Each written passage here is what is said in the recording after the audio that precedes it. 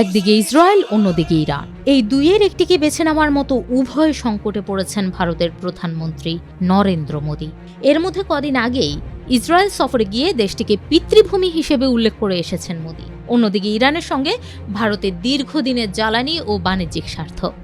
সব মিলিয়ে মার্কিন ও ইসরায়েলি আগ্রাসনে নিহত ইরানের সর্বোচ্চ নেতা আয়াতুল্লাহ আলী খামেনির জানাজায় আমন্ত্রণ জানিয়ে মোদীকে এক কঠিন পরীক্ষায় ফেলে দিয়েছে তেহরান। এ অবস্থায় কি করবেন মোদী? গত ২৮ ফেব্রুয়ারি খামেনি মারা গেলেও নানা কারণে এখনও তার জানাজা অনুষ্ঠিত হয়নি। আগামী ৪ জুলাই খামেনির শেষকৃত্য অনুষ্ঠানের দিন ঠিক করা হয়েছে, যেটি কিনা আবার যুক্তরাষ্ট্রের স্বাধীনতা দিবস।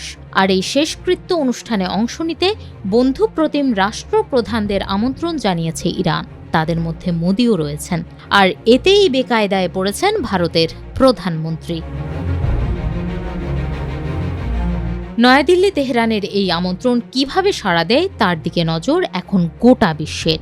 কারণ ইরানের সঙ্গে যেমন দীর্ঘদিনের বাণিজ্যিক সম্পর্ক রয়েছে ভারতের, একইভাবে ইসরায়েল ও যুক্তরাষ্ট্রের সঙ্গেও সম্পর্ক গভীর। তাই খামেনির শেষকৃত্যে অংশ নেওয়ার বিষয়টি বেশ সতর্কতার সঙ্গেই ভাবতে হচ্ছে নয়াদিল্লিকে।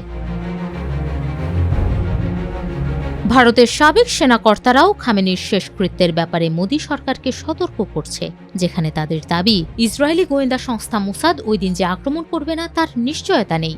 কারণ মোদীর পাশাপাশি খামেনির শেষকৃত্যে আমন্ত্রণ পেয়েছেন হামাস ও হিজবুল্লাহর শীর্ষ নেতারাও। তাই ওই অনুষ্ঠানে ইসরায়েলি গুপ্তচরেরা হামলা চালালে আক্রমণের মুখে পড়তে পারে ভারতের প্রতিনিধিরাও। তাই ভেবেচিন্তে সিদ্ধান্ত নেওয়া উচিত মোদী সরকারের। অবশ্য অতীতেও এমন কঠিন পরীক্ষার মুখোমুখি হয়েছে ভারত। ২০২৪ সালের মে মাসে ইরানের প্রেসিডেন্ট ইব্রাহিম রাইসি হেলিকপ্টার দুর্ঘটনায় নিহত হলে একদিনের রাষ্ট্রীয় শোক ঘোষণা করেছিল মোদী সরকার। সমবেদনা জানাতে তেহরানে পাঠিয়েছিল তৎকালীন উপরাষ্ট্রপতি জগদীপ ধনখড়কে। এতে ইরানের সঙ্গে ভারতের সম্পর্কের গুরুত্ব ফুটে উঠেছিল। তবে এ দফায় পরিস্থিতি বেশ স্পর্শকাতর। কারণ যুক্তরাষ্ট্র ও ইসরায়েলের সরাসরি আক্রমণে নিহত হয়েছেন ইরানের প্রধান নেতা, যে কারণে খামেনির মৃত্যুর পরও নীরব ছিল ভারত। পরে নয়াদিল্লিতে ইরান দূতাবাসে গিয়ে শোক বইয়ে স্বাক্ষর করলেও এই ইস্যুতে সতর্ক দেখা গেছে মোদী সরকারকে।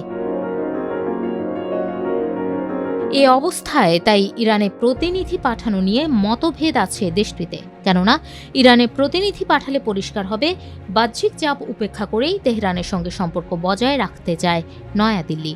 অন্যদিকে এতে ওয়াশিংটন ও জেরুজালেমের বিরাগভাজন হওয়ার সম্ভাবনাও রয়েছে। তাছাড়া ইরানের পর সবচেয়ে বড় শিয়া জনগোষ্ঠীর একটি ভারতে হওয়ায় তেহরানে প্রতিনিধি না পাঠালে নিজ দেশেও সমালোচনার মুখে পড়বে মোদী সরকার।